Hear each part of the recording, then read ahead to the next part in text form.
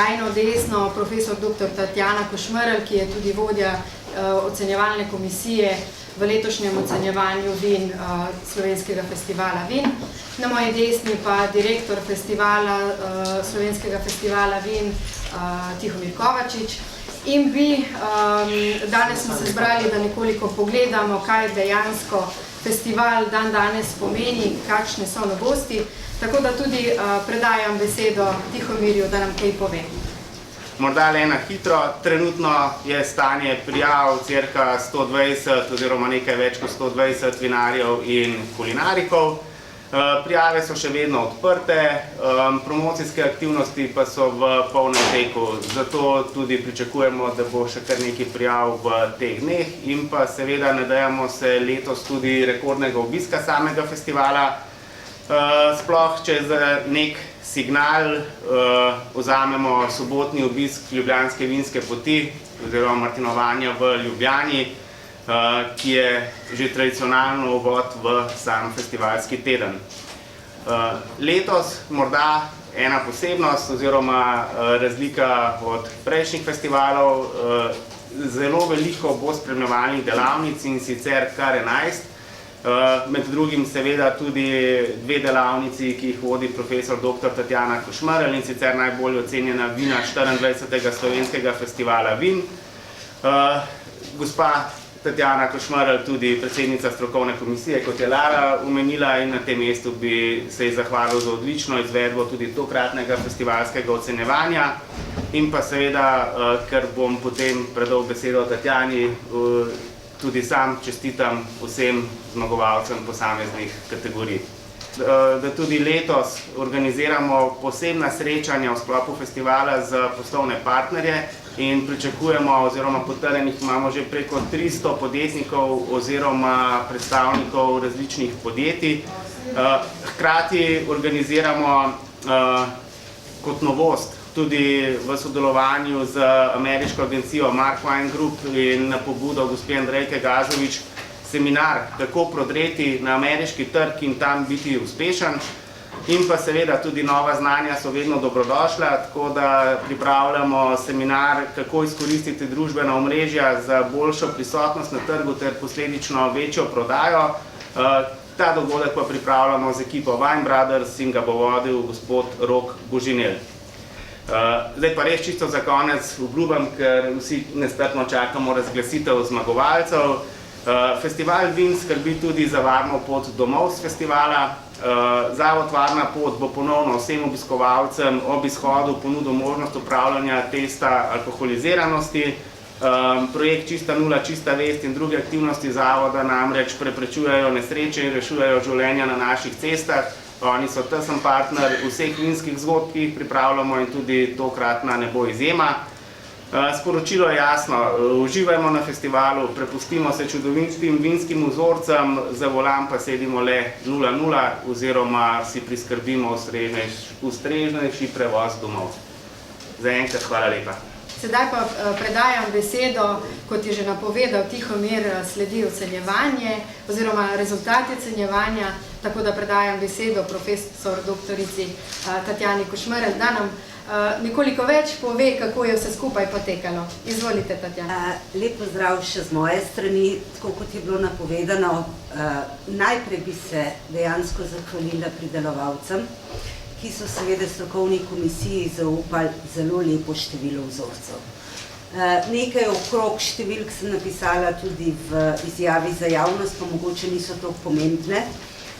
Prijavljenih je bilo 112 vzorcev, od katerih 2 nista prispela.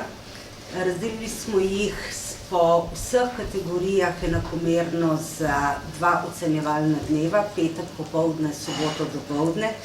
Tako da delo je bilo prijetno, vsekakor, ker so predhodno bili vzorci pravilno razvrščeni, optimalno ohlajeni in pa seveda ne gre izpustiti enkratnih članov komisije. Tako da moje delo je bilo samo predsedovanje oziroma vodenje, tako da delali so drugi, malo v hecu. Tako kot je običajno, ocenjevali smo kot 7-članska strokovna komisija. Se je pa v osnovi končna ocena ocenjevanja izračunala kot povprečje 5 ocen po odbitju največje in pa najmanjše ocene. Z velikim zadovoljstvom smo seveda ugotovili, da med prispelimi vzorci niso bili samo znani, uveljavljeni vinarji, ki jih vidimo tudi tukaj danes, ampak dejansko so se rekla, mogoče bolj zbrali pogum tudi manj znani, pri čemer so seveda v veliki večini pokazali visoko kakovost in pa, bom rekla, sorte, ki mogoče niso samo svetovno uveljavljene, potrošnikom bolj znane, ampak temeljijo v bistvu na izkoriščanju rastišča, se pravi lokalnih udomačenih sort. Ena zanimivost letošnjega ocenjevanja je bil strog kriterij ocenjevalne komisije. Relativno zelo majhne razlike med vzorci, čeprav ko jih bomo poskušali, bomo seveda glede na razpoloženje, dobro družbo in pa ambient, v katerem se nahajamo, mogoče najdel večje razlike, ne samo danes, ampak mogoče tudi na dvodnevnem festivalu. Tako da ne glede na to, za nami je res eno tako prijetno dvodnevno druženje, kjer so se vzorci pokazali v vsej svoji lepoti. Vedno smo nekje, bom rekla, malo v strahu, da nismo kakšnemu vzorcu naredili krivico, ampak ne glede na to, gre le za strokovne ocenjevalce, ki nekje ob kraju puščajo tisto všečnost oziroma si predstavljajo, v kakšni družbi, ob kateri hrani bi to vino dejansko uživali. Z ozirom na pravilnik o ocenjevanju smo se mogoče malo odločili tudi za ene takšne, kot rečemo, spremembe v povezavi z nagradami, ki jih bova danes Tihomirjem podelila. In to je v povezavi z nagradami najvišje ocenjenih vzorcev v kategorijah, kot je recimo samo en primer. Po pravilniku imamo 10 vzorcev v kategoriji recimo roze penečih vin. Bilo je 5 vzorcev, ampak ne glede na to si seveda absolutno zasluži tudi najvišje ocenjen vzorc posebno priznanje. Je bil le najvišji ocenjen. In pa ne smemo pozabiti ozirom na ustaljene stvari, da nas je dobesedno presenetil, mogoče smo bili predvsem pri tem vzorcu nekoliko strogi, prestrogi, ampak podelili smo tudi najvišjo oceno in pridelovalec v osnovi je tukaj z nami. Gre pa za vzorec iz kategorije belo vino z ostankom sladkorja. Tako da pustimo se presenetiti, se pravi na dvodnevnem festivalu, poskušati čim več vzorcev, ne glede na delavnice, bom jaz oba dneva tukaj, oziroma tam, in se že veselim, da v drugačni družbi, tudi v pogovoru s samimi pridelovalci oziroma tisti, ki bojo na razstavnem prostoru, še kakšno rečemo. Ni vse, kaj se nam pokaže kot vsebina v kozarcu, ampak kaj se nam v osnovi tudi pove, kako je bilo vino pridelano. Toliko z moje strani.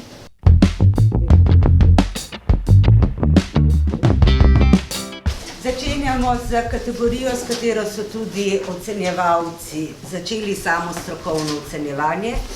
In sicer prvo mesto v kategoriji peneča bela vina prejme Istenič d.o.o. za penino Prestiž Extra Brut letnika 2013.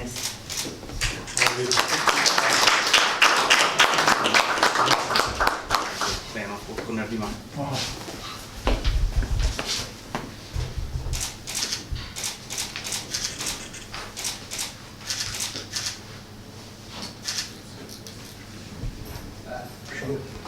Kot je bilo že omenjeno, vzorcev v kategoriji roze penečih vin številčno ni bilo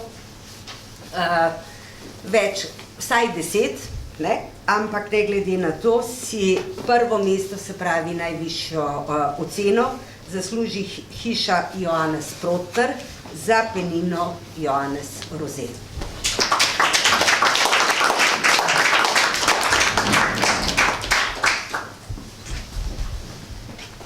Hvala.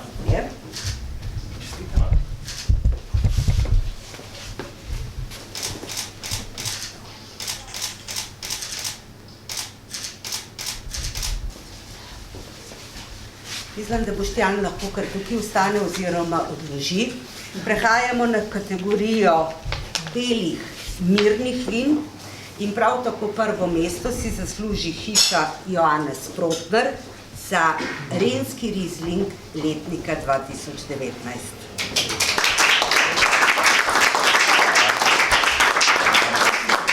To pa že imamo, Ne pa ne to. Evo. Ampak ne tako lepo. Ja, super.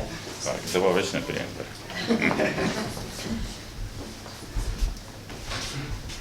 Naslednji vzorec bo, če ste se uspeli prijaviti na delavnico najvišje ocenjenih vzorcev 24. slovenskega festivala vin, bo ta vzorec sicer zadnji predstavljen. Gre za bela vina z ostankom sladkorja in prvo mesto, hkrati pa tudi najvišjo oceno tega ocenjevanja, ni letošnje, ampak je drugo letošnje, si zasluži vinska klet Prus Bela krajina za Renski Riesling izbor.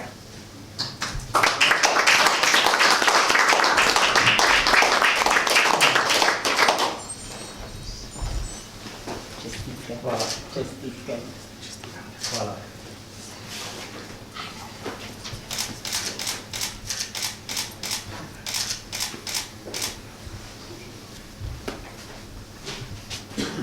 Prehajamo po barvi proti rdečkastim oziroma najprej rozevini.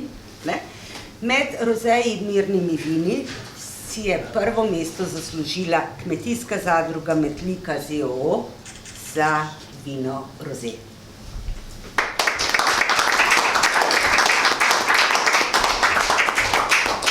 Čestitke.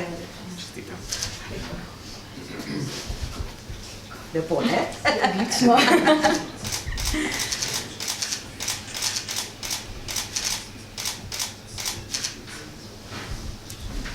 Hvala. Še nekoliko bolj rdeče, zelo intenzivno rdeče obarvano.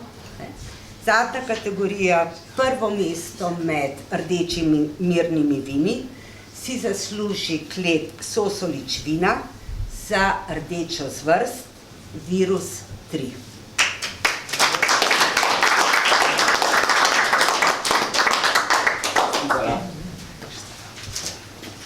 Ta je proti vsem drugim virusom. Ja, proti vsem virusom. Ebola. Hvala lepa. Hvala lepa, tako je, sedaj vemo, kdo so zmagovalna vina, ki, kot je bilo že povedano, bodo tudi predstavljena v četrtek in petek na 24. slovenskem festivalu vin. Sedaj pa imamo danes eno manjše presenečenje. In sicer je tukaj med nami, kako ne rečem, starost oziroma veliko ime slovenskega vinarstva. Gospod Janez Istenič je dolga leta seveda prispeval k slovenskemu vinarstvu in imamo danes pripravljeno eno posebno presenečenje, tako da vabim gospoda Tihomirja Kovačiča, direktorja festivala, in pa gospoda Radota Stojanoviča, pobudnika projekta slovenskega festivala vin, da se skupaj z gospodom Janezom Isteničem na nek način... Jaz bom sem par stavkov, to, kar je uvodoma bilo povedano, jaz bi rad dodal še, da je hiša Istenič in seveda Janez ena od vinskih hiš, ki je od samega začetka bila festivalu prijazna, rekel temu, vedno ga podpirala svojim sodelovanjem, še posebej prijazna ocenjevanjem. ker kot veste, v začetkih festivala ocenjevanja niso bila najbolj priljubljena. Na festivalu smo začeli z nekim novim ciklom ocenjevanja, drugačnim pristopom in tako naprej. Veliko je bilo na nek način nezaupanja v ta projekt. Istiniči so vedno v to verjeli, mislim, da niso skoraj nikoli manjkali na ocenjevanju, niso spraševali, kdo je v komisiji, kdo bo ocenjeval, kdo so konkurenti, ampak so na nek način rade volje svoja vina razgrnili tistim, ki so ta čas ocenjevali in kasneje vedno na samih festivalih. In zaradi tega, Janez, hvala ti ob tej priložnosti in mislim, da tudi tvoja življenjska zgodba je lahko v ponos tvoji družini in poduk drugim, predvsem mladim vinarjem.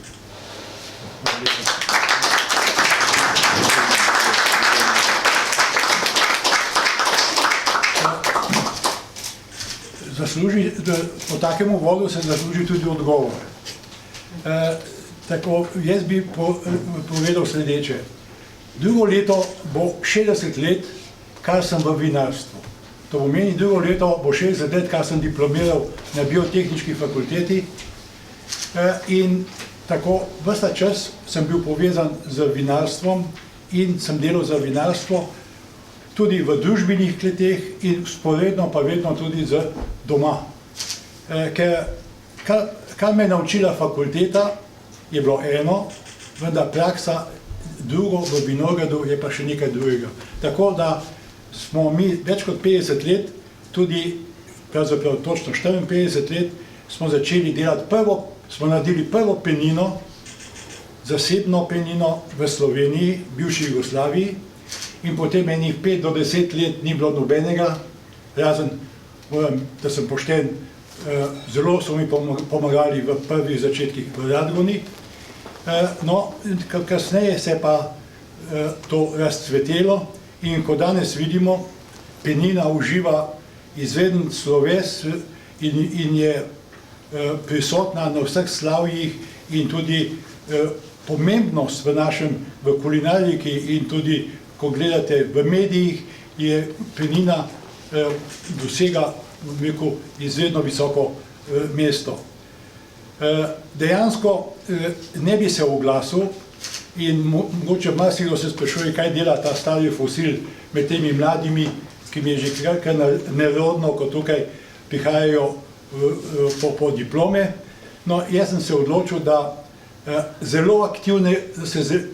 iz zelo aktivnega dela počasi umikam, prepuščam mladim, bom še vedno prisoten z nasveti, ker vam povem, vedno se učiš, še danes ne vem vsega, kar naj bi vedel, vendar pri penini je pa stvar še taka, da sploh te klimatske prilike, klimatske razmere, ki se pojavljajo, bojo vplivale na razvoj in na kakovost penin in bojo imele izredno velik pomen.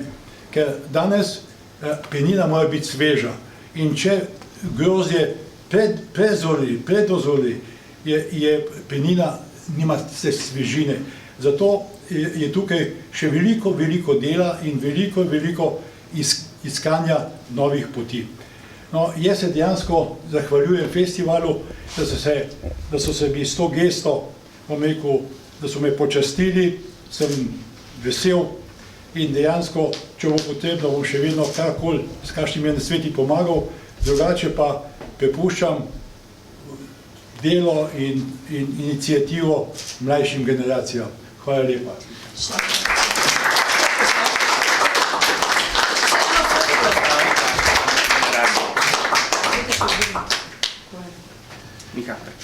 Pridite mlajši. Da vi osmitite. Ja. Vrtam se vam.